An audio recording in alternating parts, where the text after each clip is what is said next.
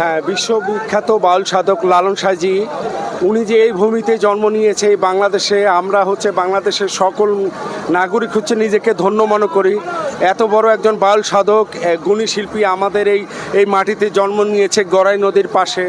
তো ওনার যে আন্তর্জাতিক মানের এই উৎসবটা হচ্ছে, আমাদের সরকার এই উৎসবটাকে সুন্দরভাবে বাস্তবায়ন করার জন্য বিভিন্ন শিল্পীরা কাজ করছেন। এটা আমাদের জন্য সত্যি একটা গর্বের বিষয় এবং আমরা প্রায় 2 মাস ধরে এই পটচিত্র, ওনার যে ভাবনাগুলোকে, যে আমাদের 4000 বছরের ঐতিহ্য পটচিত্র, এইটার মাধ্যমে তুলে আনার চেষ্টা করেছি।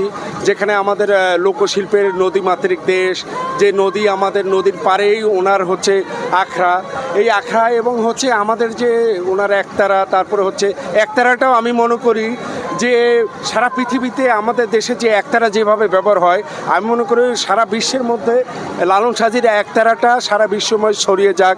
ওনার বাণী, ওনার গান, সারা বিশ্বের যে এত যুদ্ধ হচ্ছে, এই যুদ্ধগুলো এখনই বন্ধ করতে হবে আমাদের। কেন উনি চেয়েছে বিশ্ব শান্তি এবং সকল মানুষের সম্প্রীতিতে আমাদের বসবাস করতে হবে।